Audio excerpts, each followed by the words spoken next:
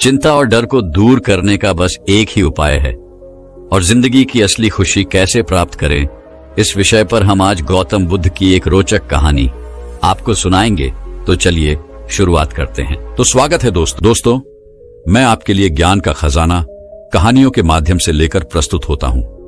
तो यदि आपको हमारे द्वारा प्रस्तुत की गई कहानी सुनाने में अच्छी लगती है और आप अपने जीवन को सुधारना चाहते हैं, अपडेट करना चाहते हैं, तो हमारे चैनल को सब्सक्राइब करें, लाइक करें, और यदि आपको लगता है कि यह कहानी आपके किसी प्रियजन में भी साझा करनी चाहिए तो अवश्य करिएगा। और यदि हमारे चैनल का मेंबरशिप ज्वाइन करना चाहते हैं तो आपका तहे दिल से स्वागत है। हमारे चैनल से जुड़ जाइए। आपका यह एक कदम चैनल से जुड़कर आपके जीवन को सार्थक व उपयोगी सिद्ध होता है। तो चलिए प्रारंभ करते हैं आज की कहानी। एक बार एक साधु से एक सम्राट को प्रेम हो गया। सम्राट रोज रात निकलता था, घोड़े पर सवार होकर अपने राज्य का चक्कर लगा नहीं की। वह रोज देखता उस साधु को एक पेड़ के नीचे बैठा, अपनी मस्ती में मस्त, कभी नाचता साधु, कभी बांसुरी बजाता, कभी गुनगुनाता गीत और कभी चुपचाप बैठा रहता, आसमान के तारों को निहारता। सम्राट जब भी उस रास्ते से गुजरता तो हर बार रुक जाता। सम्राट खुद को उसकी छवि देखने से रोक न पाता। कुछ क्षण वहीं खड़ा होकर उसकी मस्ती को चखता और फिर अपने घोड़े पर सवार होकर वहां से चला जाता। धीरे धीरे सम्राट को इतना रस हो गया उस साधुओं में कि समय कब बीत जाता उसे पता ही न चलता। वह खड़ा रहता, दूर चुपचाप एक झाड़ी के पीछे उस साधु की मस्ती को देखता परखता। मस्ती भी ऐसी थी कि खुद भी मस्त होकर महल वापस लौटता। अब तो यह उसका रोज का काम हो गया था। लेकिन एक दिन इतना भाव विहूर हो गया कि जाकर साधु के चरणों में गिर पड़ा और बोला, महाराज, अब यहां और न रहने दूंगा। बारिश का मौसम करीब आ गया है। वृक्ष है यह, कैसे रहेंगे आप बारिश में इस वृक्ष के नीचे? महल चलकर मुझ पर कृपा करो, मुझे अपनी सेवा का अवसर दो।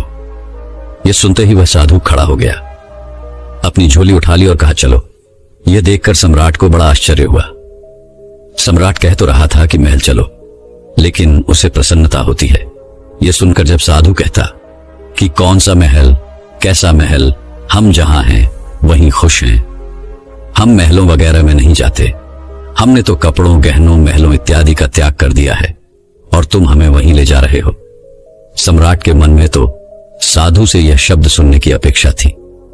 अगर साधु ने यह सब कहा होता तो सम्राट उसके चरणों में गिरकर थोड़ी और विनती कर लेता, लेकिन साधु को एक बार बोलने से ही चलने को तैयार हो गया। इससे सम्राट थोड़ा सदमे में आ गया। वह सोचने लगा कि कहीं मैंने कोई गलती तो नहीं कर दी, कहीं इस आदमी ने मेरे साथ कोई चालबाजी तो नहीं की। ये कोई महल में ही घुसने की तरकीब तो नहीं है कि यहां बैठकर बांसुरी बजाता ही रहा जब तक कि मैं इस पर मोहित नहीं हो गया। कहीं यह मेरे ऊपर ही तो जाल नहीं फेंक रहा था, कहीं यह सिर्फ कांटा ही तो नहीं था मछली को फांसने का। मैं पागल हूं जो इस चक्कर में पड़ गया। अब तो कुछ बोल भी नहीं सकता। इसने एक मौका भी तो ना दिया बोलने का। इसने एक बार यह भी तो ना कहा कि नहीं, मैं यहां बहुत मजे में हूं। क्या गर्मी, क्या बरसात, हमारे लिए सब एक हैं। सम्राट ने साधु की तरफ देखते हुए मन ही मन सोचा, क्या साधु है यह? आराम की बात आते ही तुरंत मान गया। सम्राट के मन से साधु के प्रति सारा सम्मान ही खत्म हो गया। सम्राट यह सब सोच ही रहा था, तब तक वह साधु सम्राट के घोड़े पर चढ़कर बैठ गया। सम्राट को जिंदगी में पहली बार पैदल चलना पड़ा, जबकि वह साधु बड़े आनंद से घोड़े पर बैठकर जा रहा था। सम्राट के दिल को बड़ी चोट लगी। उन्हें मन ही मन खुद को कोसने लगा कि यह तो मैंने बहुत जल्दबाजी कर दी, बहुत बड़ी गलती हो गई मुझसे इस साधु को पहचानने में। लेकिन अब सम्राट अपनी बात से पलट भी नहीं सकता था। अपनी जबान का पक्का जो था, सम्राट ने मन ही मन खुद से कहा, अब यह पड़ा रहेगा महल में। इतने सारे फालतू लोग पड़े हैं और अब यह भी पड़ा रहेगा। लेकिन अब सम्राट के मन से उस साधु के लिए प्रेम और सम्मान पूरी तरह से नष्ट हो चुका था। साधु तो महल में जाकर आराम से रहने लगा, लेकिन सम्राट की समस्या दिन प्रतिदिन बढ़ने लगी, क्योंकि वह साधु बड़ी मस्ती और आनंद में रहता था। सम्राट को साधु से ईर्ष्या होने लगी। जब यही साधु जंगल के वृक्ष के नीचे मस्त रहता था तो सम्राट के मन में उसके लिए आदर पैदा होता था कि वाह, कैसा गजब का त्यागी है, कुछ नहीं है फिर भी कितना खुश है। साधु तो वृक्ष के नीचे भी बांसुरी ही बजाता था और महल में भी वह बांसुरी ही बजाता था। बस फर्क इतना था कि यहाँ वह मखमल के गद्दे पर बैठकर बांसुरी बजाता था। यहाँ तो छाती पर सांप लुट जाते थे सम्राट कि यह सब देखकर कि कैसा आदमी में उठा लाया, यह कोई साधु है। सम्राट से भी ज्यादा शान और शौकत के साथ वह रहता था। सम्राट को तो कुछ चिंता फिक्र भी थी। आखिर उसका साम्राज्य, परिवार, धन दौलत सभी कुछ था।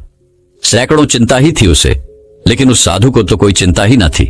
वह मस्त बांसुरी बजाए, नाचे गाए, अच्छा भोजन करें, अच्छे कपड़े पहने। 6 महीने तक किसी तरह सम्राट ने उसे बर्दाश्त किया, लेकिन बात बढ़ती चली गई, सहन के बाहर हो गई सम्राट के लिए। तो एक दिन सम्राट ने साधु से बोल ही दिया, महाराज एक प्रश्न पूछना था, अब मुझ में और आप में क्या फर्क है? साधु ने कहा, फर्क जानना चाहते हो? सम्राट ने कहा, जी। साधु ने कहा, तुम 6 महीने क्यों फालतू परेशान रहे? यह प्रश्न तुम्हें उसी समय पूछ लेना चाहिए था जब मैं तुम्हारे घोड़े पर बैठा था, क्योंकि मैंने तो देख ही लिया था कि यह प्रश्न तुम्हारे मन में उसी वक्त उठ गया था जब मैं झोला उठाकर राजी हुआ था तुम्हारे साथ आने को। मैंने उसी समय तुम्हारा चेहरा पढ़ लिया था। यह प्रश्न तो उसी समय तुम्हारे अंदर था। अरे मूर्ख, तूने 6 महीने तक बेवजह अपनी छाती क्यों जलाई? वहीं पूछ लिया होता। मैं झोला रखकर फिर उसी पेड़ के नीचे बैठ जाता।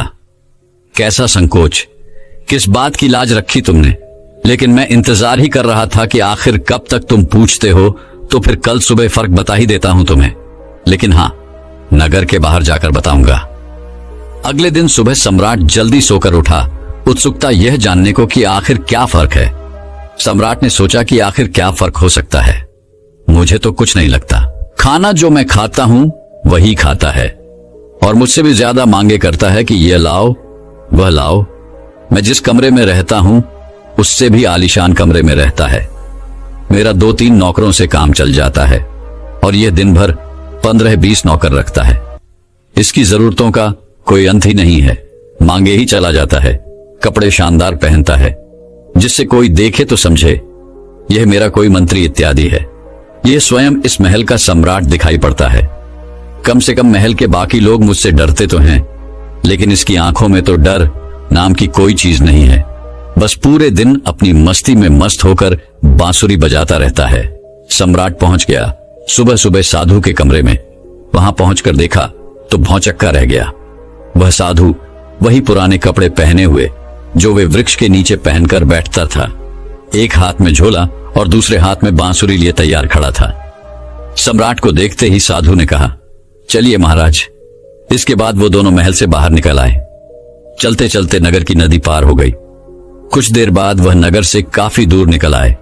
सम्राट ने पूछा, अभी और कितना चलना है?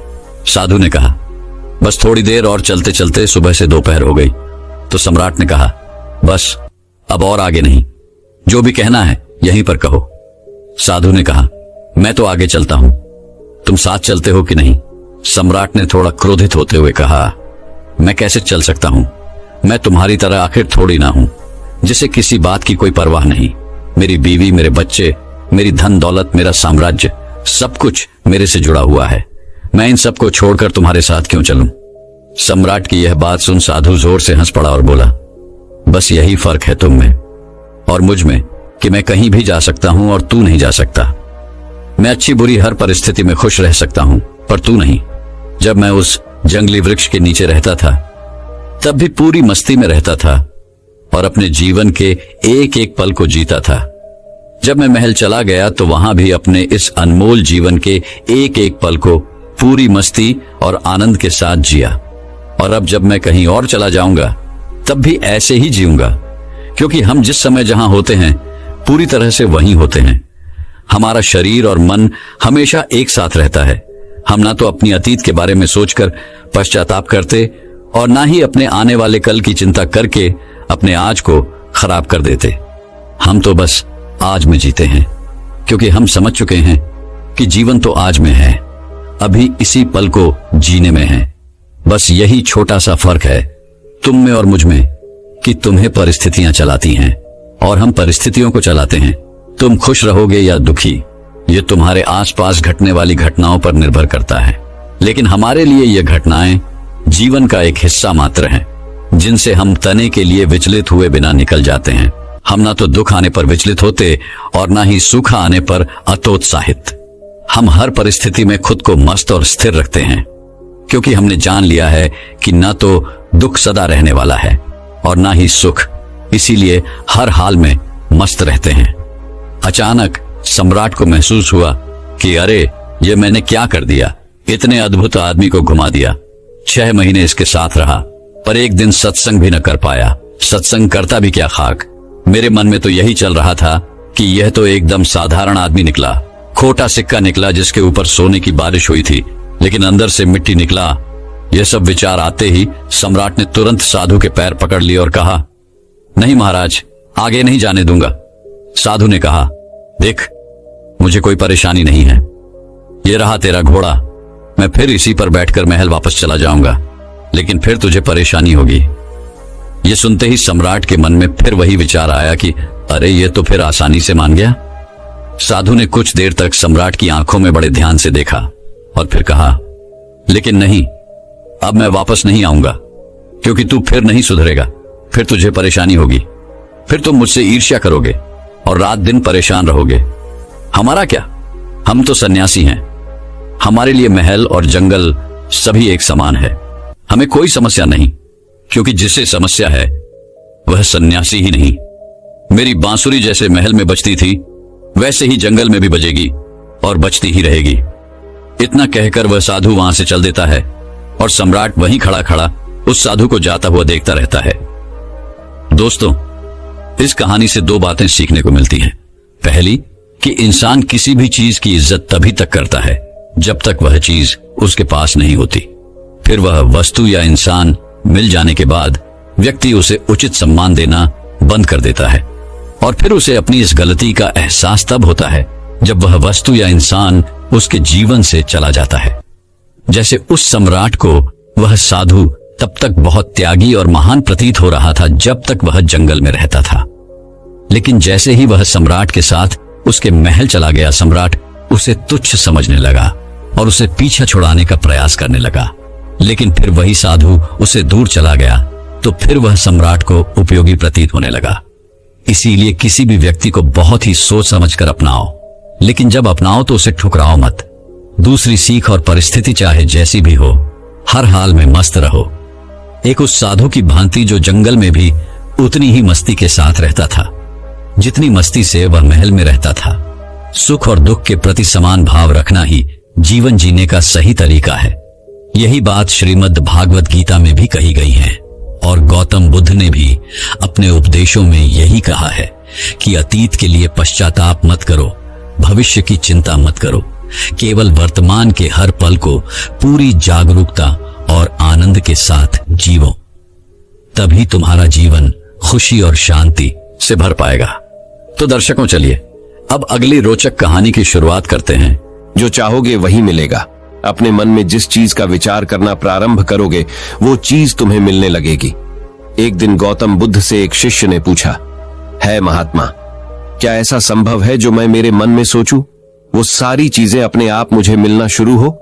बुद्ध उस शिष्य से बोले, ऐसा संभव तो है, लेकिन क्या इसके लिए तुम ये 2 चीजें कर पाओगे? शिष्य बुद्ध से बोला, क्या सच में ऐसा संभव होता है?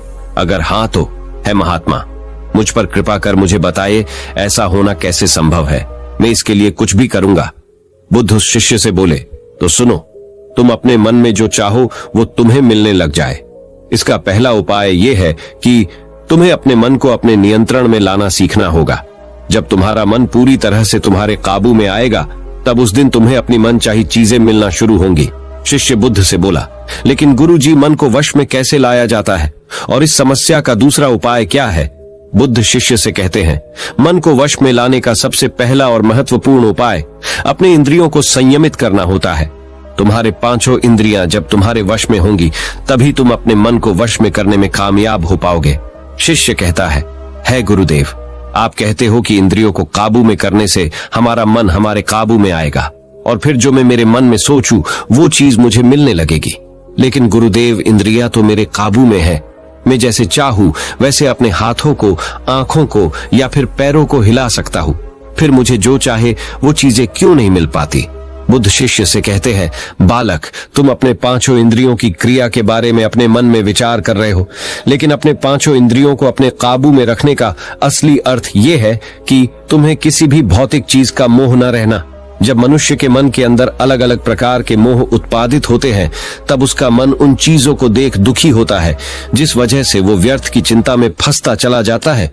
वही जिस इंसान का मन अपने काबू में होता है, ऐसा व्यक्ति किसी भी प्रकार के मन के छलावे में न फंसकर अपने लक्ष्य की ओर अग्रसर होता है, और वही व्यक्ति जीवन में आगे जाकर अपने लक्ष्य को पूरा कर जीवन में सफल बन पाता है। शिष्य कहता है महात्मा, मन को वश में करने का सही उपाय क्या है?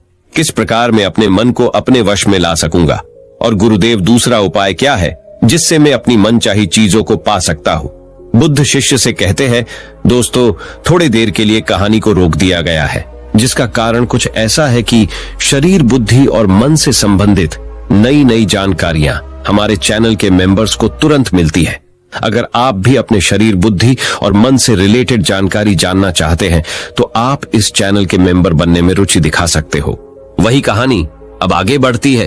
बुद्ध शिष्य से कहते हैं, तुम्हें अगर अपने मन को वश में करने का उपाय पता करना है तो तुम सामने दिख रहे पेड़ के नीचे 1 महीना हर दिन 2 घंटों के लिए मौन रहकर ध्यान करना। जैसे ही तुम्हारे इन 30 दिनों का सफर खत्म होगा, वैसे ही तुम्हें अपने मन को काबू में करने का उपाय मिल जाएगा। जिस दिन तुम्हें अपने मन को काबू में करने का उपाय पूरी तरह ज्ञात हो गया, उसी दिन से तुम अपने मन में जिस भी चीज का विचार करोगे, वही चीज तुम्हें प्राप्त होना शुरू होगी। अगर तब तुम पैसे के बारे में या फिर संसार में मौजूदा किसी भी चीज के बारे में अपने मन में विचार करते हो, तो वो विचार तुम्हें अपनी मनचाही चीज को प्राप्त करने में तुम्हारी मदद करेगा। पर इसके लिए तुम्हें अपने मन को वश में कर पाना अत्यंत जरूरी है। जब तुम अपने मन को वश में कर लोगे, तभी मैं तुम्हें दूसरे उपाय के बारे में बताऊंगा। शिष्य बुद्ध को प्रणाम कर कहता है, ये तो काफी आसान कार्य है। 1 महीना ही क्या, मैं 1 साल तक 2 घंटे उस पेड़ के नीचे बैठ सकता हूँ। आप मुझे आज्ञा दे, कल से ही मैं ध्यान में बैठने के लिए तैयार हूँ। बुद्ध शिष्य से बोले, ठीक है, तुम पहले 30 दिन उस पेड़ के नीचे मौन रहकर ध्यान करके दिखा दो, फिर हम आगे बात करेंगे। उस शिष्य को लगता है, गुरुदेव ने तो मुझे बहुत ही आसान कार्य सौंपा है, इसे मैं आसानता पूर्वक कर सकता हूँ। इसमें कौन सी बड़ी बात है? 1 महीना पेड़ के नीचे ध्यान ही तो लगाना है, इससे मैं आसानी से कर सकता हूँ। शिष्य दूसरे दिन गौतम बुद्ध को प्रणाम कर उस पेड़ के नीचे मौन रूप से बैठ गया। 3-4 दिन तक ऐसे ही चलता रहा। शिष्य हर दिन बुद्ध के पास जाता, उनको प्रणाम करता और उस पेड़ के नीचे जाकर मौन रूप से ध्यान करना प्रारंभ करता। लेकिन जब छठे दिन रोज की तरह शिष्य उस पेड़ के नीचे बैठने जाता है, तब उस समय उसका मन बेकाबू होने लगता है। उसके मन में अलग अलग चीजों के विचार आना शुरू होते हैं। उसने अब तक जिस लोगों से बुरा बर्ताव किया, अपने साथ गुरुकुल में पढ़ रहे भाइयों को उसने हर बार कैसे मूर्ख बनाया और अपनी तारीफ करने के लिए गुरुजी को कब कब झूठ बोला, इन सारी बातों के विचार उसके मन में उत्पादित होने लगे, जिससे उसका पूरी तरह ध्यान में मन लगना बहुत ही मुश्किल होने लगा। थोड़े दिन बीते, आज उस शिष्य का मौन रहकर ध्यान करने का 17वां दिवस था, लेकिन उसके मन में बार बार आते हुए गलत विचार उसे ध्यान को ठीक से करने नहीं दे रहे थे। इसके लिए उसने मन में निर्णय किया, मैं इस समस्या का हल गुरुदेव से पूछता हूँ, उन्हें इसका हल जरूर पता होगा। 18वें दिन शिष्य के मुंह पर आ रहे भाव देखकर बुद्ध पहले ही समझ चुके थे कि आज ये सिर्फ प्रणाम करने नहीं, अपितु किसी समस्या का हल पूछने आया है। शिष्य बुद्ध के पास जाता है और कहता है महात्मा, आपके बताए अनुसार मैं हर रोज 17 दिनों से उस पेड़ के नीचे ध्यान लगाने बैठ जाता हूँ। शुरुआती दिनों में मैं जब ध्यान लगाने बैठता था, तब मेरा मन पूरी तरह लगता था, लेकिन अब उस पेड़ के नीचे जब मैं अपना ध्यान लगाने बैठ जाता हूँ, तब मेरा ध्यान अच्छे से नहीं लग पाता। मेरे मन में अलग अलग प्रकार के विचार आते हैं। जो विचार मुझे आते हैं, उनके बारे में सोचकर मुझे अपनी सोच के ऊपर गुस्सा आने लगता है। मैंने अपने गुरु भाइयों के साथ कितना गलत किया, कितनी ही बार मैंने आपसे प्रशंसा के खातिर झूठ बोला। इन सभी गलतर विचार मुझे अंदर से ही मैं अब तक कितना गलत था, इस बात को उजागर करते हैं, जिस वजह से मेरा ध्यान पर मन लगना। तो दूर में ध्यान करते समय इन्हीं विचारों से झुंझता रहता हूँ। है महात्मा, मुझ पर कृपा करें और मुझे इन गलत विचारों को अपने मन से पूरी तरह खत्म करने में सहायता कीजिए। बुद्ध शिष्य से कहते हैं, तुम्हें जब मैंने पहले दिन मौन रहकर पेड़ के नीचे बैठने के लिए कहा था, तब तुम्हारे मन में किसी भी प्रकार के विचार नहीं आ रहे थे। लेकिन अब 18 दिन बीतने के बाद तुम्हारे मन में अपनी गलतियों के विचार उत्पादित हो चुके, जिसका कारण एक ही है। जब तुम अपने गुरु भाइयों के साथ मस्ती करते थे और सबको अपनी तारीफ करने के लिए झूठी कहानियां सुनाते थे, तब तुम शांत रह अपने मन से बातें न कर पूरे दिन गुरु भाइयों के सामने बढ़ावा करने में समय व्यतीत करते थे। लेकिन जब तुम्हारे अपने अंदर अपने मन से बातें करना प्रारंभ किया तो तुम्हें अपने आप ही अपनी गलतियों के बारे में विचार आने शुरू हुए, जिसका कारण एक ही है। व्यक्ति अपने आप से किसी भी सवाल को पूछता नहीं है। लोग शांत रहकर खुद से बात करना पसंद नहीं करते और दूसरों से अपनी समस्याओं का हल पूछकर उदास होते हैं। जब इंसान अपनी किसी भी प्रकार की समस्या का हल शांत रहकर अपने आप से पूछता है, तब उस वक्त उस व्यक्ति की बुद्धि खुद ब खुद उस समस्या को हल करने का रास्ता उस इंसान को बताना शुरू करती है। जब तुम अपने आप से बातें करना प्रारंभ करते हो, तब तुम्हें खुद की अच्छाइयां और बुराइयां दोनों दिखना शुरू होती है, जिसका फायदा तुम्हें भविष्य में होना शुरू होता है। यानी जब तुम्हें अपनी गलतियां दिखती, तब तुम उन पर शांति से काम कर अपने आप ही आगे बढ़ना शुरू कर देते हो, जिस वजह से तुम अपने मन में जिस भी चीज को सोचते हो, उस चीज को प्राप्त करने का रास्ता तुम्हारी बुद्धि तुम्हें दिखाना शुरू करती है। बौद्ध कहते हैं, इसलिए मैंने पहले ही दिन तुम्हें बताया था, जैसे जैसे तुम शांत रहकर अपने मन से विचार करना शुरू करोगे, वैसे वैसे तुम्हें अपनी मन चाही चीजें मिलना प्रारंभ होंगी। बुद्ध शिष्य से बोले, गुरुदेव, आपने मुझे दूसरा उपाय बताने का भी वादा किया था। मुझे लगता है वो उपाय इससे आसान होगा। कृपा कर मुझे दूसरा भी उपाय बताइए। बुद्ध शिष्य को बोले, मैं तुम्हें दूसरा उपाय तुम्हारे 30 दिन पूरे होते ही बता दूंगा। शिष्य बुद्ध को निराशा भरी नजरों से देखता है और वहां से चला जाता है। थोड़े दिन बीतते हैं। आज उस शिष्य के 30 दिन पूरे हो चुके थे। शिष्य बुद्ध के पास चला जाता है और बुद्ध से पूछता है गुरुदेव, मुझे मेरा मन इतना हल्का क्यों लग रहा है? आज मेरे मन में पहले से कम विचार आते हैं और मेरे मन में किसी चीज को प्राप्त करने का मोह भी नहीं है। लेकिन गुरुदेव, दूसरा उपाय क्या था जिसे आपने उस दिन नहीं बताया? बुद्ध शिष्य से कहते हैं, दूसरा उपाय था ही नहीं, बस मैंने तुम्हें इसलिए दूसरे उपाय के बारे में बताया था क्योंकि तुम ध्यान के इस 30 दिन में भटक न जाओ। तुम अपने ध्यान के इन दिनों पूरी तरह से खत्म कर पाओ, जिससे तुम्हें अपने अंदर की आवाज को पहचानने में मदद हो और तुम जान सको कि ऐसा संभव जरूर है कि जो तुम चाहो वो तुम्हें मिल सकता है। लेकिन अपने मन को वश में करने के बाद इसके रास्ते और भी ज्यादा आसान हो जाते हैं। इसलिए इंसान का मन अगर उसके वश में हो तो वो अपनी मन चाही चीज को प्राप्त करने में समर्थ रहता है। वही दोस्तों, गौतम बुद्ध की इस कहानी को आप अपने परिवार या मित्रों के साथ शेयर करके उन्हें भी बुद्ध के ज्ञान से अवगत करा सकते हैं। एक व्यक्ति जो किसी के साथ बुरा नहीं करता, जानबूझकर किसी को दुख नहीं पहुंचाता, जरूरत पड़ने पर लोगों की मदद करता है, अपनी सामर्थ्य अनुसार गरीबों को दान देता है, पूरी श्रद्धा से पूजा पाठ इत्यादि भी करता है। लेकिन जब ऐसे व्यक्ति के साथ कोई अनहोनी, बड़ी दुर्घटना, अन्याय या कुछ गलत होता है तो लोगों के मन में सिर्फ एक ही प्रश्न उठता है कि अच्छे लोगों के साथ ही बुरा क्यों होता है।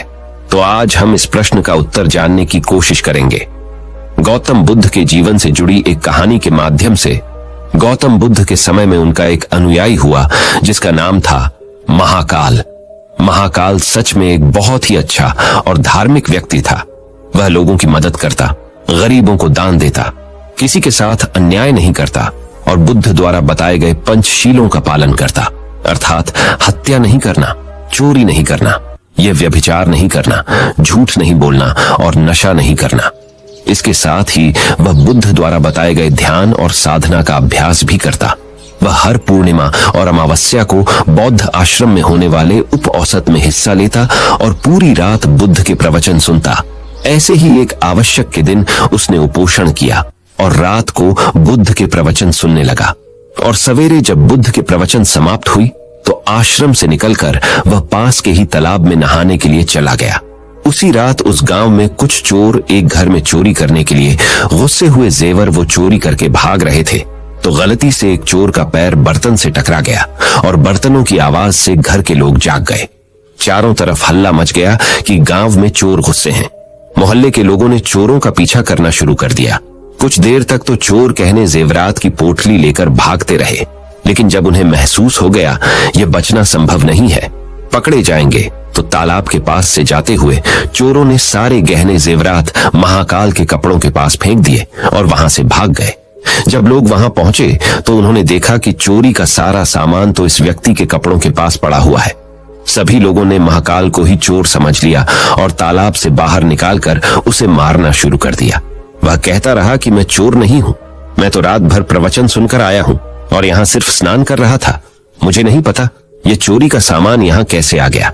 लेकिन भीड़ ने उसकी एक न सुनी और यह कहते हुए और मारने लगे कि अच्छा, चोरी करने के बाद अब नाटक कर रहा है कि मैं अच्छा आदमी हूँ, प्रवचन सुनकर आ रहा हूँ। गुस्साई भीड़ ने उसे इतनी बेरहमी से पीटा कि उसकी मौत हो गई और उस मृत महाकाल के शरीर को वहीं छोड़कर लोग अपने अपने घर चले गए। सुबह जब आश्रम के कुछ हिस्से तालाब में पानी लेने के लिए आए तो उन्होंने महाकाल के मृत शरीर को तालाब के पास पड़ा। देखा उसने पर पता चला कि चोरी के आरोप में लोगों ने महाकाल को पीट पीट कर मार दिया। शिष्यों ने बुद्ध के पास जाकर यह दुखद खबर सुनाई कि बेचारे उपासक महाकाल को लोगों ने मार दिया। उसे उस गलती की सजा मिली जो उसने की भी नहीं थी।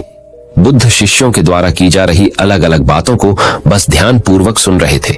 तभी उनमें से एक शिष्य बुद्ध से पूछ लिया, बुद्ध, ये बात तो आप भी जानते हैं कि महाकाल कितना अच्छा इंसान था। उसने कभी किसी के साथ कुछ गलत नहीं किया, फिर उसके साथ इतना गलत क्यों हुआ? बुद्ध ने कहा, महाकाल इस जन्म में तो अच्छा था, लेकिन आज जो भी उसके साथ हुआ यह उसी के कर्मों का फल है जो उसने पूर्व जन्म में किए थे। अपने पिछले जन्म में महाकाल वाराणसी के राजा के यहाँ एक राज अधिकारी था। वाराणसी के पास एक बड़ा सा व्यावसायिक गांव था, जहां पर पहुंचने के लिए एक जंगल को पार करना पड़ता था। लेकिन उस जंगल में कुछ लुटेरे रहते थे जो कि वहां से गुजरने वाले राहगीरों और छोटे व्यापारियों के सामानों को लूट लिया करते थे। व्यापारियों ने वाराणसी के राजा से अपनी सुरक्षा की गुहार लगाई तो वाराणसी के राजा ने अपने उस राज अधिकारी को कुछ सैनिकों के साथ व्यापारियों से कुछ धन लेकर उन्हें जंगल पार कराने के काम पर नियुक्त कर दिया। राज अधिकारी महाकाल भी अपने काम को पूरी ईमानदारी से कर रहा था। वह लोगों से कुछ धन लेता और अपने सैनिक भेजकर उन्हें सुरक्षित जंगल पार करवा देता। एक शाम पति पत्नी का एक जोड़ा अपनी छोटी सी बैलगाड़ी में बैठकर राज अधिकारी के पास आता है और धन के बदले उन्हें सुरक्षित जंगल पार करवाने के लिए कहता है। लेकिन राज अधिकारी यह कहते हुए उन्हें मना कर देता है कि अभी जल्दी रात होने वाली है, इसीलिए वह उनकी और अपने सैनिकों की जान खतरे में नहीं डाल सकता। उन्हें जंगल पार करने के लिए सुबह तक का इंतजार करना पड़ेगा। वह पति पत्नी बहुत आग्रह करते रहे कि अभी रात होने में बहुत समय है, वह भी जंगल पार करा दे, लेकिन राज अधिकारी नहीं मानता और भी सलाह देता है कि वो रात भर यही रुके। उनके रहने और खाने की व्यवस्था वह खुद करवाएगा। पति पत्नी को मजबूरन उस राज अधिकारी की बात माननी पड़ती है। असल में उस राहगीर की पत्नी बहुत सुंदर थी, जिसे देखकर राज अधिकारी उस पर मोहित हो गया था। उस पर काम वासना हावी हो जाती है और जो व्यक्ति पर काम वासना हावी हो जाती है तो उसे सही गलत कुछ समझ नहीं आता। वह आसक्ति की आग में जलकर अंधा हो जाता है और यही उस राज अधिकारी के साथ भी हुआ। उसने उन दोनों पति पत्नी के रहने और खाने की व्यवस्था तो कर दी, लेकिन साथ ही वह उसकी पत्नी को पाने की तरकीबें सोचने लगा। उसे एक तरीका समझ आया। उसके पास एक बड़ा सा हीरा था। उसने उस हीरे को रात में चुपके से उस आदमी के बैलगाड़ी के सामान में छुपा दिया और सुबह होते ही हल्ला मचा दिया कि उसका कीमती हीरा किसी ने चोरी कर लिया है। उसने अपने सैनिकों को आदेश दिया कि हर एक व्यक्ति के सामान की तलाशी लेने के बाद ही उसे आगे जाने दिया जाए। सैनिकों ने तलाशी ली तो योजना के अनुसार हीरा उस पति पत्नी की बैलगाड़ी के सामान में छुपा मिला। राज अधिकारी उस व्यक्ति को सभी के सामने यह कहते हुए पीटने लगा कि मैंने तेरे रहने और खाने की व्यवस्था किया और तूने मेरे साथ गद्दारी की। उसके साथ उसके सैनिक भी उस आदमी को पीटने लगे और पीटते पीटते उस व्यक्ति की मौत हो गई। बाद में राज अधिकारी ने अपने रुतबे और दौलत के दम पर उस स्त्री को अपनी पत्नी बना लिया, क्योंकि पिछले जन्म में महाकाल ने सिर्फ उस स्त्री को प्राप्त करने के लिए उसके पति पर झूठा आरोप लगाकर बेवजह उसकी निर्मम हत्या कर दी थी। इसीलिए पिछले जन्म में ही उसकी मृत्यु के पश्चात उसे नर्क प्राप्त होता है और नर्क में बहुत दुख भोगने के बाद उसे इंसानी जीवन मिलता है। लेकिन इस जीवन में भी उसके पिछले कर्म उसका पीछा नहीं छोड़ते और उसके साथ ही वैसा ही होता है जैसा उसने उस स्त्री के पति के साथ किया था। महाकाल को उस चोरी की सजा मिलती है जो उसने की भी नहीं थी। उसने इस जन्म में तो अच्छे कर्म किए थे, लेकिन उसके पिछले जन्म के बुरे कर्मों की वजह से आज उसकी यह दुर्गति हुई है। बुद्ध ने आगे कहा, तो फिर भिक्षुओं, अगर इस जन्म में किसी अच्छे व्यक्ति के साथ बुरा होता है तो उसके पुराने जन्मों के पाप ही होते हैं, जिनका फल उसे इस जन्म में भुगतना पड़ रहा है।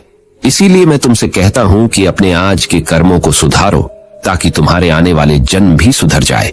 इस कहानी से हमें ये सीख मिलती है कि बुरे कर्म का फल हमें न सिर्फ इस जन्म में भुगतना पड़ी रहता है, बल्कि अगले जन्म में भी पीछा नहीं छोड़ डाहता।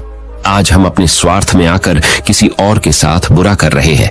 लालच और ईर्ष्या में कई बुरे काम करते हैं, लेकिन इस बात को भूल जाते हैं उनके कर्म उन्हें न सिर्फ इस जन्म में भुगतना है, बल्कि अगले जन्म में भी भुगतना पड़ी रहेगा। इसलिए हमेशा हमें अच्छे कर्म करना चाहिए, जिससे हम और हमारा परिवार सुखी रहे। अगर आपको यह गौतम बुद्ध की कहानी से कुछ सीखने को मिला हो और यह कहानी आपको पसंद आई हो, तो हमारे चैनल को सब्सक्राइब कीजिए और इस वीडियो को एक लाइक कीजिए, और जितना हो सके उतना अपने दोस्तों के साथ इस कहानी को शेयर करें। तो मिलते हैं हमारे अगले वीडियो। कहानी प्यार, समझ और रिश्तों की अहमियत। जब मैं 35 साल की थी, तब मैंने अपनी जिंदगी का एक बड़ा फैसला लिया, शादी। मेरे पति अर्जुन मुझसे 2 साल बड़े थे। हम दोनों ने अपने अपने करियर को प्राथमिकता देते हुए जिंदगी के कई साल अकेले बिताए थे। मेरी नौकरी अच्छी चल रही थी, लेकिन समाज और परिवार का दबाव बढ़ता जा रहा था। मेरी माँ अक्सर कहती, शादी कर लो, नहीं तो उम्र निकल जाएगी। यह बात बार बार सुनकर मैंने शादी के लिए हामी भर दी। शादी के समय अर्जुन की आय मेरी तुलना में कम थी, और यह बात मुझे भीतर से परेशान करती थी। मैं सोचती थी, क्या मैं एक ऐसे इंसान के साथ खुश रह पाऊंगी जिसकी आर्थिक स्थिति मजबूत नहीं है? लेकिन अर्जुन के प्रति मेरे दिल में प्यार था, और मैं उसके साथ अपनी जिंदगी बिताना चाहती थी।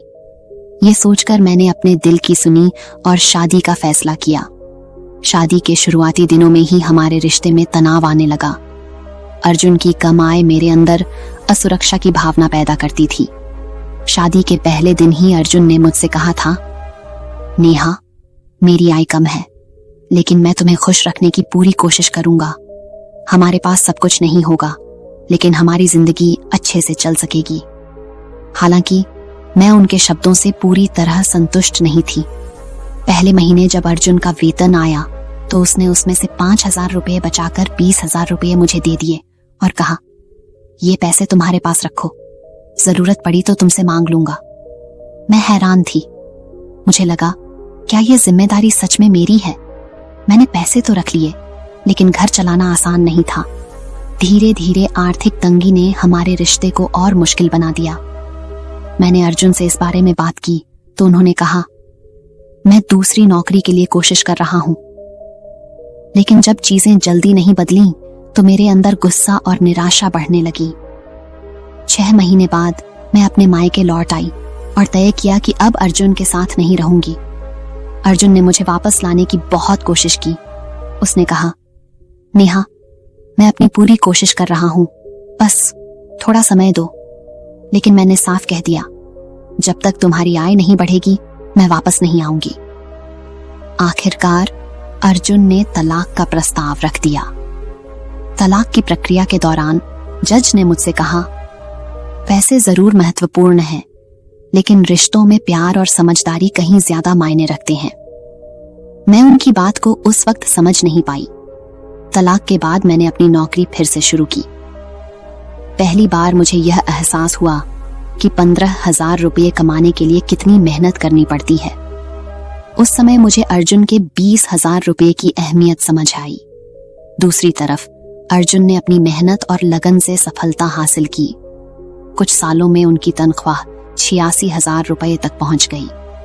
जब मुझे यह खबर मिली तो मेरे दिल में पछतावा हुआ। मुझे एहसास हुआ कि मैंने हमारे रिश्ते को पैसों की वजह से खत्म कर दिया, जबकि उसे प्यार, विश्वास और समझदारी से संभालने की जरूरत थी। आज मैं यह समझती हूं कि रिश्ते सिर्फ पैसों पर नहीं टिकते। पैसे हमारी जिंदगी को आसान बना सकते हैं, लेकिन प्यार और आपसी सम्मान ही रिश्तों को मजबूत बनाते हैं। अगर मैं उस समय अर्जुन का साथ देती, तो शायद आज हम दोनों साथ होते। इस अनुभव ने मुझे सिखाया कि रिश्तों को निभाने के लिए सहनशीलता, समझदारी और एक दूसरे का साथ सबसे जरूरी होता है। अब मैं दूसरों को यही सलाह देती हूँ कि रिश्तों में प्यार और सहयोग को प्राथमिकता दें, क्योंकि सच्चा सुख इन्हीं से आता है। एक गुरु का एक शिष्य अपने गुरु की तरह बनना चाहता था। गुरु भी अपने शिष्य को अपने से भी महान बनता हुआ देखना चाहते थे, इसलिए उन्होंने सब तरह की शिक्षा उसे दी। लेकिन शिष्य को तो बहुत जल्दी बहुत बड़ा बनना था। उसे हमेशा लगता कि गुरु उसे सब कुछ नहीं बता रहे, इसीलिए वो सफल नहीं हो पा रहा। तो एक दिन उसने सोचा कि क्यों ना मैं गुरु पर नजर रखूं और देखूं कि पूरे दिन वह क्या क्या करते हैं। उस दिन से वह गुरु का पीछा करने लगा। उन्हें पूरे दिन छुप छुप कर देखता रहता, सुबह उठने से लेकर रात के सोने तक। गुरु क्या क्या करते थे, कहां जाते थे, कैसे ध्यान करते थे, कैसे भोजन करते थे, क्या बोलते थे, कैसे चलते थे, कैसे उठते बैठते और सोते थे, इन सभी गतिविधियों को उनका शिष्य पूरे दिन छुप छुप कर देखता रहता। उसने भी वही सब करना शुरू कर दिया जो गुरु अपने दिनचर्या में करते थे। उसने हर एक काम में वो गुरु की नकल करनी शुरू कर दी। एक सुबह नदी की ओर जाते हुए गुरु ने देखा कि उनका शिष्य उनके साथ साथ चल रहा है। उसने भी उसी घाट में स्नान किया जिस घाट में रोज गुरु स्नान किया करती थे। वह भी उस चट्टान के पास पहुंचा जिसमें बैठकर गुरु और सुबह ध्यान किया करते थे, और गुरु के बैठने से पहले ही वह उस चट्टान पर जाकर बैठ गया और ध्यान करने लगा। यह देखकर गुरु मुस्कुराए और वहीं पास की ही एक दूसरी चट्टान पर बैठकर ध्यान करने लगे। शिष्य ने सोचा कि गुरु कुछ बोलेंगे, लेकिन जब थोड़ी देर तक कोई आवाज न आई तो उसने आंख खोलकर देखा कि गुरु तो दूसरी चट्टान पर बैठकर ध्यान कर रहे हैं। उसने सोचा कि शायद महीने में किसी एक दिन गुरु दूसरी चट्टान पर बैठकर ध्यान करते होंगे। जैसे कि ऐसी हरकतों को देखकर गुरु समझ गए कि उनका शिष्य उनकी तरह बनने के लिए अंधा होकर उनकी नकल उतार रहा है। इसलिए गुरु एक दिन एक पेड़ के डाल पर बैठकर सो गए। शिष्य ने सोचा कि शायद रात में पेड़ के डाल पर बैठकर सोने से कोई प्रभाव पड़ता होगा, इसलिए वो भी उसी पेड़ की दूसरी डाल पर जाकर सो गया। रात में कुछ गिरने की आवाज आई। आवाज सुनकर गुरु की आंखें खुली तो देखा शिष्य पेड़ से नीचे गिर पड़ा है और चिल्ला रहा है। गुरु ने जाकर शिष्य को उठाया और कहा कि तुम बिना सोचे समझे किसी दूसरे के रास्ते पर चलोगे या उसकी नकल करने की कोशिश करोगे, तब तुम ऐसे ही गिरोगे जैसे आज गिरे हो। शिष्य ने कहा, गुरुदेव, मैं तो सिर्फ आपकी तरह बनने का प्रयास कर रहा था। गुरु ने कहा, अगर तुम बंदर की तरह नकल करने लगोगे तो हो सकता है कि बहुत प्रयास करने के बाद उस काम को करने लगो जैसे बंदर करते हैं, पर क्या इंसान होने के बावजूद बंदर होना उचित होगा? शिष्य ने कहा, नहीं गुरुदेव, इंसान बनना ही ज्यादा उचित है। शिष्य ने कहा, लेकिन गुरुदेव, मैं अपने मकसद में कैसे कामयाब हो सकता हूं, कैसे खुद को जान सकता हूं, पहचान सकता हूं? मैं तो बस यही जानने का प्रयास कर रहा था कि दिन भर आप क्या करते हैं। शायद उससे मुझे मेरे प्रश्नों का उत्तर मिल जाए, एक नया रास्ता दिख जाए।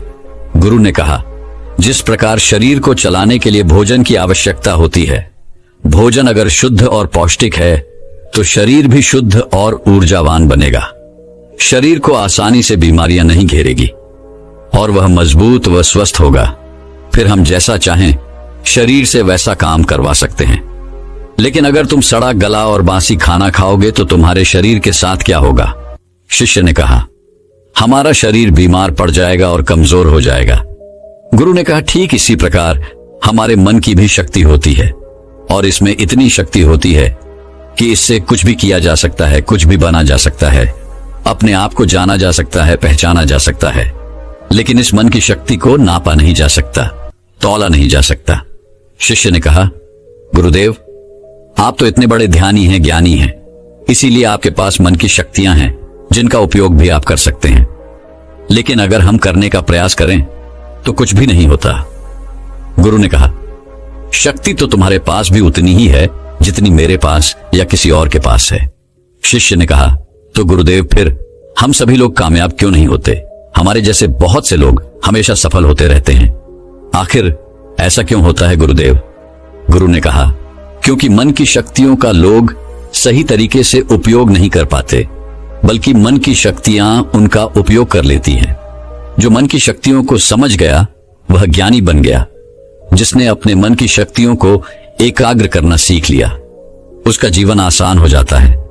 फिर वह अपने जीवन में जो भी चाहता है उसे हासिल कर लेता है। शिष्य ने गुरु से कहा, क्या आप मुझे मेरे मन की शक्तियां दिखा सकते हैं? मैं इन्हें समझ नहीं पा रहा। गुरु ने कहा, हाँ, मैं तुम्हें तुम्हारे मन की शक्तियां दिखा सकता हूं, लेकिन इसके लिए तुम्हें मेरा एक काम करना होगा। क्या तुम मेरा काम कर सकोगे?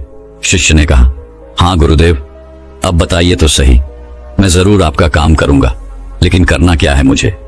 गुरु ने कहा, काम ज्यादा मुश्किल नहीं है, बस तुम्हें इतना ही करना है कि अपने मन में उठने वाले विचारों को एक एक लकड़ी के समान समझना है, और हर एक विचार के उठने के साथ एक लकड़ी को उठाकर उस कुटिया के अंदर रख देना है, और ये काम तुम्हें अगले 1 महीने तक करना है।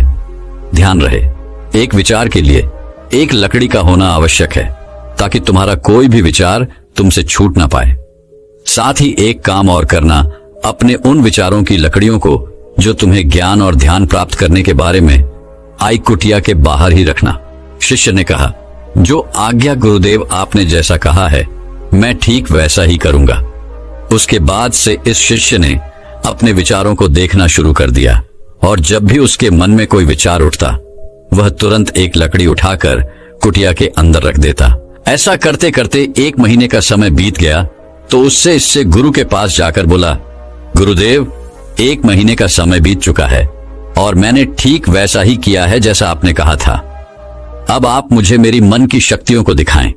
गुरु शिष्य के साथ उस कुटिया में गए जहां उसने लकड़ियों को इकट्ठा किया था। गुरु ने देखा कि पूरी कुटिया छोटी छोटी लकड़ियों से भरी हुई है, यहां तक कि कुछ लकड़ियां बाहर भी गिरी हुई है। गुरु ने पूछा, तुम्हारे ज्ञान और ध्यान के विचारों वाली लकड़ियां कहां हैं? शिष्य ने बाहर पड़ी कुछ लकड़ियों को गुरु के सामने लाकर रख दिया और कहा, यही है ज्ञान और ध्यान के विचारों की लकड़ियां। गुरु ने उन लकड़ियों को गिनने के लिए कहा। जब शिष्य ने उन लकड़ियों को गिना तो वह सिर्फ 24 लकड़ियां ही थीं। गुरु ने कहा, अब बस तुम्हें एक काम और करना है, क्या तुम कर सकोगे? शिष्य ने कहा, जी गुरुदेव, आप आज्ञा तो दें। गुरु ने कहा, ये लकड़ियां जो तुमने इकट्ठा की हैं, इन्हें एक साथ बांधकर उस नदी में फेंक कर आओ। गुरु की ये बात सुनकर शिष्य घबरा गया और बोला, गुरुदेव, ये कैसे संभव है? भला इतनी लकड़ियों का भार मैं कैसे उठा पाऊंगा? गुरु ने कहा, क्यों नहीं उठा पाओगे? जब इतने सारे विचारों का भार उठाकर घूम रहे हो तो इन लकड़ियों को क्यों नहीं उठा सकते? शिष्य ने कहा, लेकिन गुरुदेव, विचारों में कहां वजन होता है? गुरु ने कहा, विचारों में भी वजन होता है। देखो, तुम्हारे फालतू के विचारों के बोझ तले तुम्हारे काम के विचार, ज्ञान और ध्यान के विचार कितने से हैं? तुमने अपने मन की सारी शक्तियां इन बेकार के विचारों में लगा रखी हैं जो इस कुटिया में भरी पड़ी हैं, और सिर्फ 24 लकड़ियों के सहारे ही तुम ध्यान और ज्ञान को प्राप्त करना चाहते हो। शिष्य को अपनी गलती का आभास हुआ। उसने कहा, आप ठीक कह रहे हैं गुरुदेव, लेकिन मुझे करना क्या है? गुरु ने कहा, अगर तुम अपने ज्ञान और ध्यान की तरफ बढ़ना चाहते हो, अगर यही तुम्हारा लक्ष्य है, तो इन फालतू के विचारों को निकाल फेंको। शिष्य ने कहा, लेकिन गुरुदेव, इतनी सारी लकड़ियों को एक साथ मैं अपने सर पर नहीं उठा पाऊंगा। गुरु ने मुस्कुराते हुए कहा, तो एक एक करके फेंक दो। 1 महीने में, 2 महीने में, 1 साल में, 2 साल में, जितना भी समय लग जाए लगाओ, लेकिन इन फालतू के विचारों को अपने मन से, अपने दिमाग से बाहर फेंक डालो। याद रहे, एक विचार छूटने पर सिर्फ एक लकड़ी को ही नदी में फेंकना है। शिष्य ने जिन लकड़ियों को सिर्फ 1 महीने में इकट्ठा कर लिया था, उन्हें फेंकने में उसे 3 साल का समय लग गया। एक विचार के छूटने पर वह एक लकड़ी को नदी में फेंक देता, और अब उसके पास ध्यान और ज्ञान के विचारों वाली सिर्फ 24 लकड़ियां ही शेष रह गई थीं। अब उसके मन की पूरी शक्ति सिर्फ ज्ञान और ध्यान प्राप्ति में लगी हुई थी। कोई भी बेकार का विचार उसके मन में शेष नहीं बचा था। एक दिन ध्यान करते हुए अचानक यह उठा और गुरु के पास जाकर बोला, गुरुदेव, ऐसा लग रहा है जैसे मैं कहीं अटक गया हूं और अब मैं आगे नहीं बढ़ पा रहा हूं। गुरु ने कहा, अब उन 24 लकड़ियों को छोड़ने का समय आ गया है, छोड़ दो उन्हें। शिष्य ने उन 24 लकड़ियों को छोड़ने में 1 साल का समय लगा दिया, और जब उसने आखिरी लकड़ी को नदी पर छोड़ा तो वह वहीं पर बैठ गया और बैठा ही रहा। सुबह से शाम हो गई तो गुरु उसे ढूंढते हुए नदी पर आए। शिष्य की आंखों में देखते ही गुरु समझ गए कि वह संपूर्ण शांति में खेल रहा है। शिष्य ने गुरु की तरफ देखा, लेकिन शिष्य ने कुछ नहीं बोला और दोनों एक दूसरे की तरफ देखते हुए चुपचाप वहां से चले गए। दोस्तों, हमारी शक्ति लाखों करोड़ों विचारों के रूप में बिखरी पड़ी है। इसमें से कुछ अच्छे विचार हैं और कुछ बुरे। हमें बस अपने अच्छे विचारों को पकड़ना है, क्योंकि अगर हमने अपने अच्छे विचारों को नहीं पकड़ा तो बुरे विचार तुरंत हमारे मन पर कब्जा करना शुरू कर देंगे और हम नकारात्मकता की ओर खींचे चले जाएंगे। गौतम बुद्ध कहते हैं कि जब भी आपके मन में कोई अच्छा विचार आए तो तुरंत उस विचार को पकड़ लो और उस पर काम करना शुरू कर दो। मन की शक्तियों का उपयोग करना बहुत ही आसान है। बस हमें उसी पर ध्यान देना है जो हम करना चाहते हैं। लेकिन हम एक साथ बहुत सी चीजों पर ध्यान देने लगते हैं, जिससे हमारा मन उस काम से डिस्ट्रैक्ट होने लगता है और हमारी मन की सारी शक्तियां बिखर जाती है। दोस्तों, मैं उम्मीद करता हूं कि यह कहानी सुनने से आपके जीवन में अच्छे बदलाव आए होंगे। आपको इस वीडियो से क्या सीखने मिला, ये कमेंट करके जरूर बताएं और अपने परिवार, दोस्तों या आपके करीबी इंसान के साथ ये कहानी शेयर करके उन्हें भी इस ज्ञान से परिचित करवाएं। बाकी अगर आपको ये वीडियो दिल से अच्छी लगी हो तभी इस वीडियो को लाइक कर देना, और आपने अब तक इस चैनल को सब्सक्राइब न किया हो तो चैनल को सब्सक्राइब भी जरूर कर देना। आपका हर दिन शुभ हो और खुशियों से आपका जीवन भरा रहे। प्राचीन भारत की समृद्ध धरती पर एक महान राज्य था जिसका नाम काशी था। उस राज्य के राजा शौर्य प्रताप अपनी बुद्धिमत्ता और न्यायप्रियता के लिए प्रसिद्ध थे। सम्राट के 4 पुत्र थे जो शिक्षा के लिए देश के अलग अलग हिस्सों में भेजे गए थे। वर्षों बाद जब उन्होंने अपनी शिक्षा पूरी कर ली और लौटने की सूचना दी तो सम्राट की प्रसन्नता का ठिकाना न रहा। उन्होंने नगर द्वार पर जाकर अपने पुत्रों का स्वागत किया और उन्हें राजप्रासाद ले आए। राजधानी में आनंद और उल्लास की लहर दौड़ गई। सम्राट के पुत्रों ने अपनी शिक्षा के दौरान विभिन्न विषयों में विशेषज्ञता हासिल की थी। चारों राजकुमारों के भीतर अपनी विद्या को सर्वोपरि मानने का अहंकार था। यही अहंकार धीरे धीरे विवाद का कारण बन गया। पहले राजकुमार ने खगोल विद्या का अध्ययन किया था। उन्होंने गर्व से कहा, खगोल विद्या से मनुष्य विराट ब्रह्मांड का ज्ञान प्राप्त करता है। मैं तारों की चाल, ग्रह नक्षत्रों के प्रभाव और उनके सत्य असत्य का निर्णय करने में सक्षम हूं। मेरी विद्या सर्वश्रेष्ठ है। दूसरे राजकुमार ने वेदांत का अध्ययन किया था। वे बोले, तारों का ज्ञान मानव जीवन का संपूर्ण ज्ञान नहीं है। मैंने वेदांत में आचार्य की उपाधि प्राप्त की है। ब्रह्म विद्या से लोक परलोक के बंधन टूटते हैं, इसलिए मेरी विद्या सबसे श्रेष्ठ है। तीसरे राजकुमार ने समाजशास्त्र का अध्ययन किया था।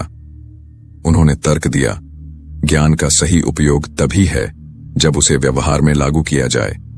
समाज के नियम और उनकी व्यावहारिकता का ज्ञान ही वास्तविक श्रेष्ठता है, इसीलिए मेरी विद्या अधिक महत्वपूर्ण है। चौथे राजकुमार ने रसायन शास्त्र में महारत हासिल की थी।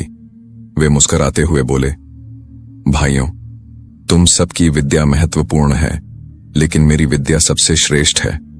मैंने ऐसी विद्या सीखी है जिससे लोहे और तांबे को सोने में बदल सकता हूं। धन और लक्ष्मी ही इस संसार में वास्तविक श्रेष्ठता का मापदंड। चारों राजकुमारों के बीच बहस बढ़ती गई और किसी भी राजकुमार ने हार मानने से इनकार कर दिया।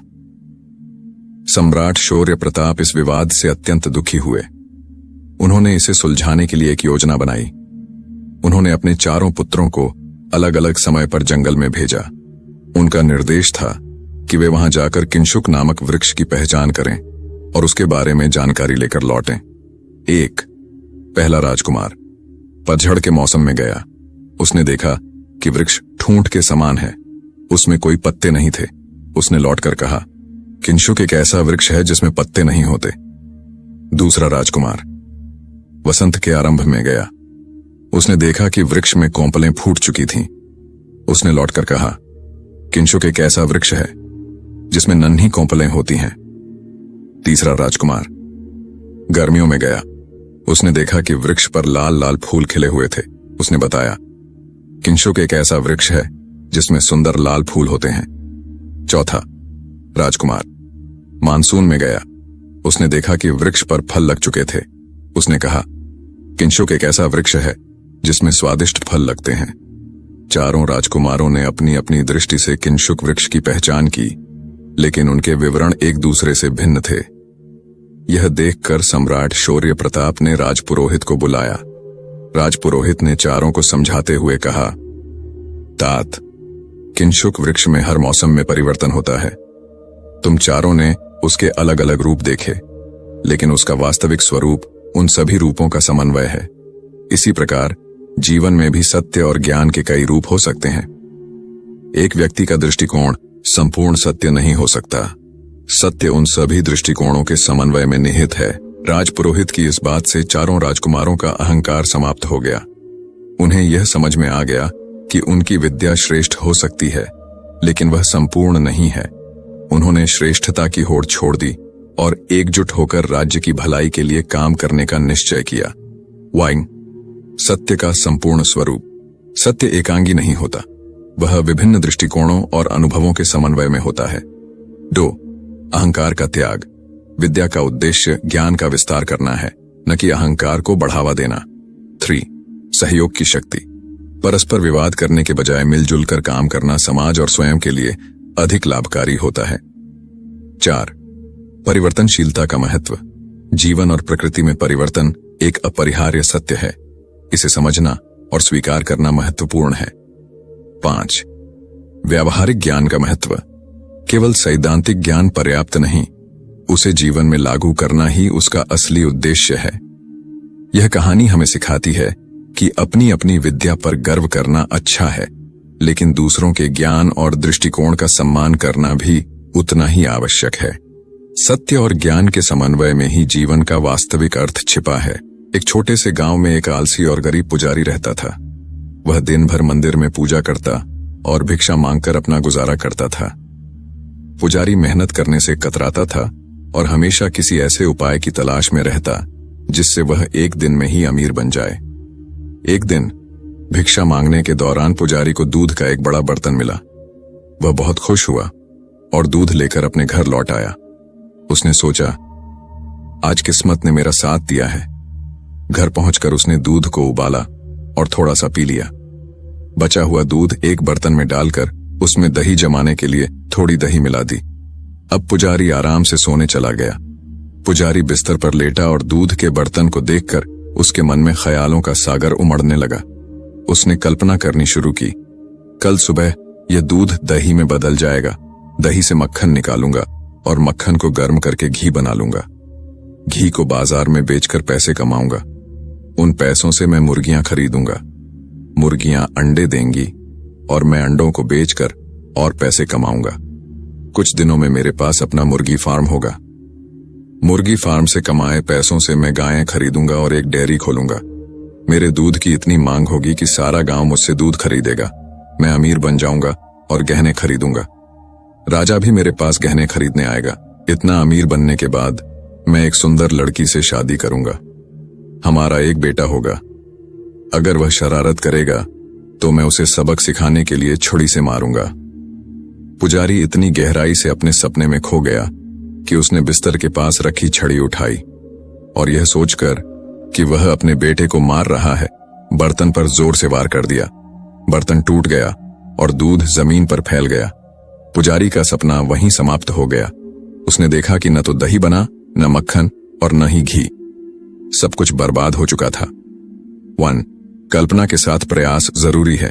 केवल सपने देखने से कुछ हासिल नहीं होता। उन्हें साकार करने के लिए कड़ी मेहनत और योजनाबद्ध प्रयास जरूरी है। 2. वर्तमान पर ध्यान दें। भविष्य की कल्पनाओं में खो जाने के बजाय वर्तमान पर ध्यान केंद्रित करें। 3. अति महत्वाकांक्षा हानिकारक है। जरूरत से ज्यादा सपने और आलस्य विनाश का कारण बन सकते हैं। एक गांव में भोला नाम का एक दयालु और सहनशील युवक रहता था। भोला के पास एक गधा था जो बहुत आलसी और चतुर था। वह हमेशा अपने काम से बचने के उपाय खोजता रहता। भोला का मुख्य काम गांव में सामान पहुंचाना था और गधा उसकी मदद करता। एक दिन भोला ने गधे की पीठ पर नमक की बोरियां लाद दी और नदी पार करने के लिए निकला। रास्ते में गधा अचानक नदी में गिर पड़ा। जब वह उठा तो उसने महसूस किया कि बोरियों का वजन काफी हल्का हो गया है। नमक पानी में घुल चुका था। यह देखकर गधे को खुशी हुई। उसने सोचा, अगर मैं रोज ऐसा करूं तो मुझे कम मेहनत करनी पड़ेगी। इसके बाद गधा हर दिन जानबूझकर नदी में गिरने लगा। भोला यह देखकर परेशान हो गया। उसे समझ नहीं आ रहा था कि गधा ऐसा क्यों कर रहा है। भोला ने गधे को सबक सिखाने की ठान ली। अगले दिन उसने गधे की पीठ पर नमक की जगह रुई की बोरियां लाद दी।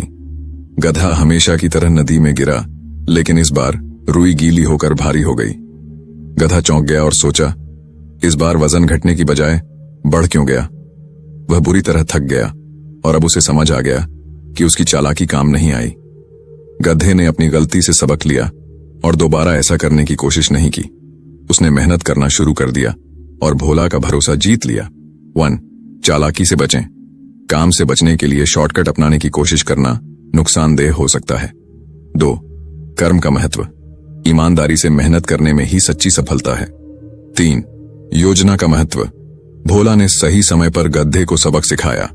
इससे पता चलता है कि सही योजना और निर्णय से समस्या का समाधान हो सकता है। 1. मेहनत का कोई विकल्प नहीं है, चाहे परिस्थिति जैसी भी हो। सफलता केवल परिश्रम से ही संभव है। 2. बिना मेहनत के बड़े सपने देखना नुकसानदायक हो सकता है। 3. चालाकी और आलस्य से बचें, क्योंकि यह आपके विकास को रोक सकता है। 4. हर व्यक्ति को अपने कर्मों का फल मिलता है। 5. जीवन में संतुलन और व्यावहारिकता बनाए रखना जरूरी है। इन कहानियों से हमें यह समझने को मिलता है कि कल्पना और चालाकी से अधिक महत्वपूर्ण है ईमानदारी, परिश्रम और सही दृष्टिकोण। यही सफलता का असली मार्ग है। दोस्तों, आखिर जिंदगी में असली सुखी कौन सा व्यक्ति है? इस विषय पर गौतम बुद्ध की बेहद ही प्रसिद्ध कहानी की शुरुआत करते हैं। हम हमेशा उन चीजों के पीछे भागते रहते हैं जो हमारे पास नहीं है। हम भविष्य में उन्हें पाने के लिए लगातार प्रयास करते रहते हैं, लेकिन हम यह भूल जाते हैं कि जिस चीज को पाने का हम प्रयास कर रहे हैं, उसके कारण हमारा वर्तमान दुखी हो रहा है। हमारे वर्तमान की सारी खुशियां हमसे छिन रही हैं। इस कहानी में आप यह समझ पाएंगे कि किस प्रकार आपका जो वर्तमान है वही सर्वश्रेष्ठ समय है। इस समय को आपको भरपूर ढंग से जीना चाहिए, क्योंकि यह समय जो आज आपके पास है वह दोबारा नहीं लौटने वाला। बहुत समय पहले की बात है। एक नगर में एक बहुत ही गरीब व्यक्ति रहता था। वह जब भी किसी धनी व्यक्ति को देखता तो वह मन ही मन बोलने लगता और कहता, हे भगवान, तूने मुझे इतना गरीब क्यों बनाया? इन अमीर व्यक्तियों को देखो, ये लोग कैसे ढंग से खेल रहे हैं, जीवन का आनंद ले रहे हैं, और एक मैं हूं जो हर रोज एक एक पैसे के लिए तरस जाता हूं। मेरे पास तो फूटी कौड़ी तक नहीं है और ये लोग पैसे बर्बाद कर रहे हैं। हे भगवान, मुझे भी अमीर बना दे। एक दिन वह व्यक्ति इसी तरह बोल रहा था। तभी उसके पास से एक बौद्ध भिक्षु गुजर रहे थे। उन भिक्षु ने उस गरीब व्यक्ति की सारी बातें सुन ली। फिर वह बौद्ध भिक्षु उस व्यक्ति से कहते हैं, क्या बात है भंते, तुम इतने परेशान क्यों हो? तुम इतने दुखी क्यों लग रहे हो? क्या कोई तकलीफ है तुम्हें? तभी वह व्यक्ति कहता है, हे गुरुदेव, मैं बहुत दुखी हूं, मैं बहुत गरीब हूं, मेरे पास तो खाने के लिए पैसे नहीं बचते, मैं एक एक पैसे के लिए तरस जाता हूं। इस दुनिया में मेरा कोई नहीं, मैं सुखी होना चाहता हूं, मुझे सुखी होना है, मुझे अमीर होना है। हे गुरुवर, क्या आप मुझे कोई ऐसा उपाय बता सकते हैं जिससे मैं जल्द से जल्द अमीर हो जाऊं और मेरे पास किसी चीज की कोई कमी ना रहे? उस व्यक्ति की यह बात सुनकर उन बौद्ध भिक्षु ने उस व्यक्ति की तरफ ध्यान से देखा और फिर उस व्यक्ति को कहते हैं, भंते, तू मेरे साथ चल। इतना कहकर वह भिक्षु उस गरीब व्यक्ति को एक अमीर व्यक्ति के घर ले गए। उस अमीर के घर को देखकर उस गरीब व्यक्ति की आंखें फटी की फटी रह गईं। उस गरीब व्यक्ति ने उन भिक्षु से कहा, हे गुरुवर, इतना अमीर होने के लिए तो मैं कुछ भी कर सकता हूं। यदि मेरे पास इतने पैसे हों तब तो क्या ही बात है, इस घर में तो कितना आनंद आता होगा। तभी वह भिक्षु मुस्कुराने लगे और उस गरीब व्यक्ति से कहते हैं, इसलिए तो मैं तुम्हें यहां पर लाया हूं। इतना कहते हुए भिक्षु उस व्यक्ति को उस घर के मालिक के पास ले जाते हैं और उस अमीर व्यक्ति से कहते हैं, तुम्हारे पास तो इतनी धन दौलत है, इतना आलीशान घर और सारे ऐशो आराम है, क्या तुम सुखी हो? तभी वह व्यक्ति जरा सा मायूस होकर उन बौद्ध भिक्षु से कहता है, हे गुरुवर, कैसा सुख? केवल धन दौलत होने से सुख तो नहीं आ जाता। मैं तो जन्म से ही अंधा हूं और एक अंधे के जीवन में सुख कैसे हो सकता है? सुखी तो वे लोग हैं जिनके पास आंखें हैं, जो लोग इस संसार को देख पा रहे हैं, इसकी खूबसूरती को आंख भर के निहार पा रहे हैं। हे गुरुवर, मैं तो बस इतना ही चाहता हूं कि केवल मुझे कुछ पलों के लिए ही सही, लेकिन इस संसार को देखने का अवसर प्राप्त हो। मैं कम से कम एक बार अपने माता पिता, अपने रिश्तेदारों को देख सकूं, और इसके लिए चाहे मुझसे मेरी कोई पूरी दौलत ही क्यों ना ले ले, मैं देने के लिए तैयार हूं। मैं इतना दुखी हूं जितना दुखी और कोई नहीं हो सकता। हे ईश्वर, आपने मुझे अंधा क्यों बनाया? तभी उन बौद्ध भिक्षु ने उस गरीब व्यक्ति की ओर इशारा करते हुए कहा, तुम्हारे पास एक बहुत दिग्गज अवसर है। यदि तुम चाहो तो केवल अपनी आंखें देकर तुम इस अन्य व्यक्ति की सारी धन दौलत ले सकते हो, और उसके बाद तुम भी अमीर बन जाओगे, तुम भी सुखी हो जाओगे, तुम्हें तुम्हारा सुख मिल जाएगा और इस अंधे व्यक्ति को उसका सुख प्राप्त हो जाएगा।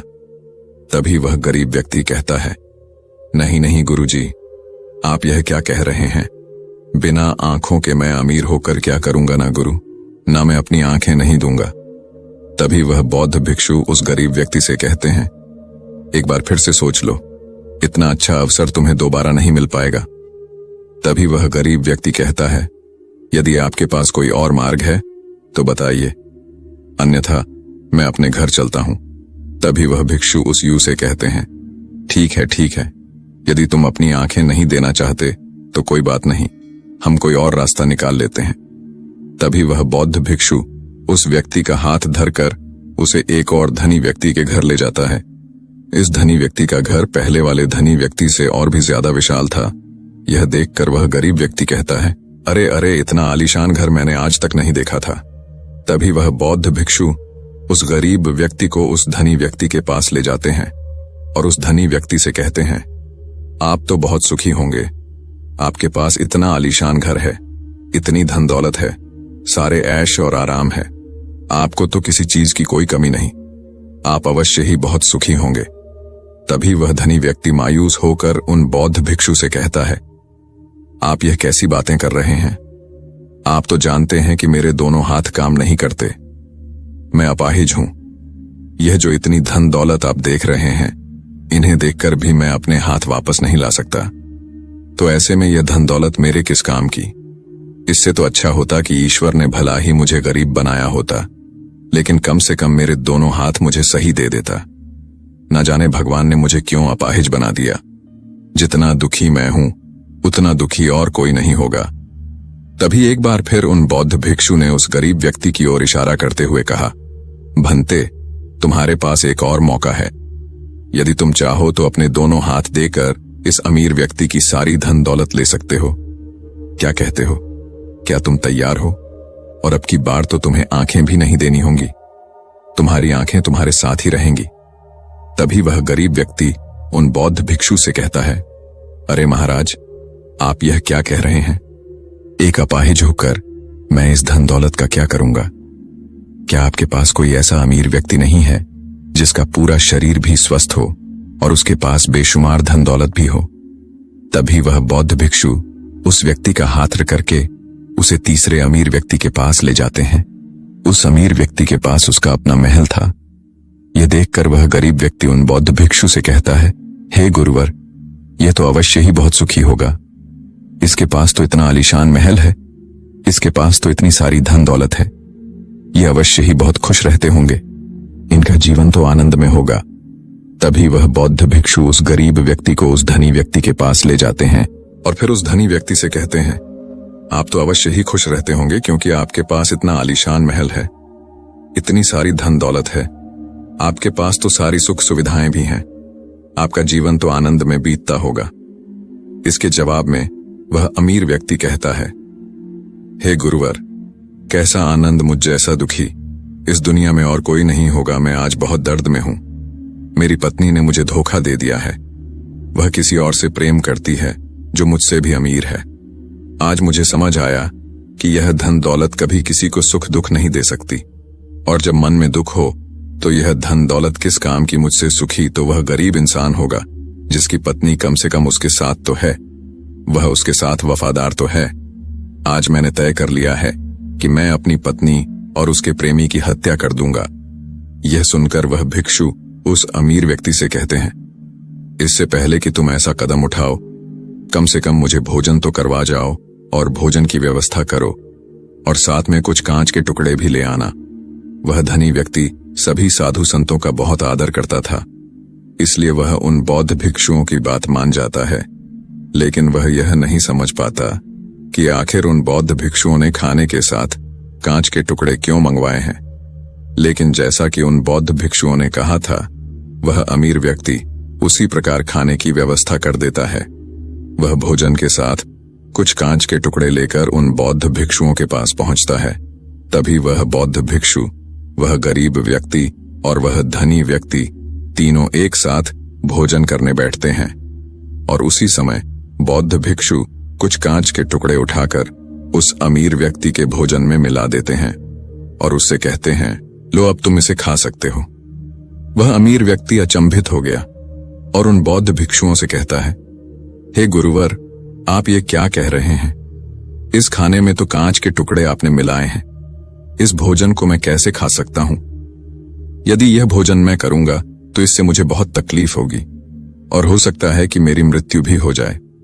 तभी वह भिक्षु मुस्कुराने लगे और उस अमीर व्यक्ति से कहते हैं, तुम्हें यह बात तो समझ में आ गई, लेकिन तुम्हें यह बात नहीं समझ में आती कि अगर इस भोजन को खाना है तो इस भोजन के कांच के टुकड़ों को तुम्हें निकालकर अलग करना ही होगा। तभी यह भोजन तुम्हारे खाने योग्य बनेगा और तब यह भोजन तुम्हें कोई तकलीफ नहीं देने वाला, बल्कि तुम्हें सुख ही प्रदान करेगा। इस पर वह अमीर व्यक्ति अचरज में उन बौद्ध भिक्षुओं से कहता है, हे गुरुवर, आखिर आप क्या कहना चाहते हैं? तभी वह बौद्ध भिक्षु उस अमीर व्यक्ति से कहते हैं, ऐसे लोग जो कांच के टुकड़े के समान हैं, यदि तुम उनके साथ चिपके रहोगे तो तुम्हें दर्द तो अवश्य ही होगा। जिस प्रकार यह कांच का टुकड़ा मिला हुआ भोजन तुम्हें दर्द प्रदान करेगा, इसलिए इसका समाधान तो यही है कि तुम इन कांच के टुकड़ों को भोजन से अलग कर दो और जो है उस पर ध्यान दो, अर्थात कि तुम उन लोगों को भूल जाओ जो तुम्हारे जीवन में नहीं है और उन लोगों पर ध्यान दो जो इस समय तुम्हारे साथ है, जैसे कि तुम्हारी पुत्री। वह भी तो तुम्हारे प्यार की भूखी है। क्या तुम्हारा यह कर्तव्य नहीं है कि तुम उसका ख्याल रखो, उसकी परवरिश करो? आगे भिक्षु उस अमीर व्यक्ति से कहते हैं, सुख तो तुम्हारे पास ही है, बस इन कांच के टुकड़ों को, अर्थात अपनी पत्नी और उसके प्रेमी की हत्या करने का यह विचार अपने मन से निकाल दो, अन्यथा यह कांच के टुकड़ों से मिला हुआ भोजन के समान ही होगा और इसका परिणाम भी बहुत भयानक होगा। वह भिक्षु इतना कहकर शांत हो गए और उस अमीर व्यक्ति को भी उन भिक्षुओं की बात समझ में आ गई।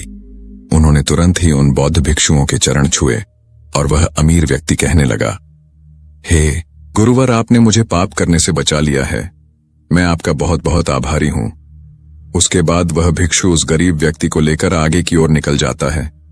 तभी रास्ते में वह गरीब व्यक्ति उन भिक्षुओं से कहता है, हे गुरुवर, क्या इस दुनिया में ऐसा कोई नहीं है जो सुखी हो? तब वह भिक्षु उस गरीब व्यक्ति से कहते हैं, भंते, आखिर तुम सुखी क्यों नहीं हो? इस पर वह गरीब व्यक्ति कुछ देर के लिए सोच विचार करता है, लेकिन उसके पास कोई जवाब नहीं होता। तभी वह भिक्षु उस गरीब व्यक्ति से कहते हैं, क्योंकि तुम्हें वह चाहिए जो तुम्हारे पास नहीं है। तुम्हारे पास धन नहीं है और तुम्हें धन चाहिए। तुम अमीर होना चाहते हो, तुम्हें लगता है कि वह तुम्हें सुख देगा, लेकिन तुम इस वास्तविकता को भी भूल रहे हो कि बाद में तुम्हें दुख भी वही देगा। जैसे कि जब हम पहले एक अमीर व्यक्ति के पास पहुंचे थे तो उसके पास आंखें नहीं थीं। उसके पास जो नहीं था वह उसके लिए बिलख रहा था, जबकि उसके पास तो बेशुमार धन दौलत थी और उसका पूरा शरीर भी पूरी तरह से स्वस्थ था, लेकिन उसका ध्यान उस पर नहीं था। वह उसे छोड़कर उन चीजों के पीछे भाग रहा था जो उसके पास नहीं थी। इसी तरह से दूसरे अमीर व्यक्ति के पास आंखें थीं, धन दौलत भी थी, लेकिन हाथ नहीं थे। इसी प्रकार जो चीज उसके के पास थी वह उसका आनंद नहीं ले रहा था, बल्कि वह तो इस दुख में था कि उसके पास उसके हाथ नहीं है। और ठीक इसी प्रकार से तीसरा अमीर व्यक्ति भी दुखी था, क्योंकि उसके पास तो धन दौलत भी थी, ऐशो आराम भी था और उसके पास तो उसका पूरा शरीर भी था। वह पूरी तरह से स्वस्थ और तंदुरुस्त भी था, लेकिन फिर भी वह दर्द में था। क्योंकि उसे उसकी पत्नी ने धोखा दे दिया था, जो उसकी कभी हो ही नहीं सकती थी। जो स्त्री केवल धन के लिए किसी और के साथ भाग जाए, क्या वह उसका साथ कभी दे सकती थी? नहीं। लेकिन उस अमीर व्यक्ति के पास जो था, अर्थात उसकी पुत्री, वह उसके बारे में सोच ही नहीं रहा था। आगे वह भिक्षु उस गरीब व्यक्ति से कहते हैं, अमीर गरीब होने से दुख और सुख का कोई मतलब नहीं होता। अमीर हो या गरीब, हमारे दुखी होने का एकमात्र कारण यही होता है कि हम हमेशा उन चीजों के पीछे भागते रहते हैं जो हमारे पास है ही नहीं, और जो वर्तमान में हमारे पास है हम उस पर ध्यान ही नहीं देते और ही उसका आनंद ले पाते हैं। हम तो केवल भविष्य में घूमते रहते हैं, भूतकाल में अटके रह जाते हैं, और ये सारी गलतियां हम वर्तमान की जमीन पर करते हैं। और यही कारण है कि तुम कभी आनंदित हो ही नहीं पाते, तुम कभी खुश नहीं रह पाते, क्योंकि जो आनंद का समय है, अर्थात वर्तमान का समय, वह तो यूं ही नष्ट हो जाता है। तभी आगे वह भिक्षु उस गरीब व्यक्ति की ओर इशारा करते हुए कहते हैं, भंते, तुम मुझे यह बताओ, क्या तुम्हारे पास उन तीनों अमीर व्यक्तियों के दुखों में से कोई एक भी दुख है?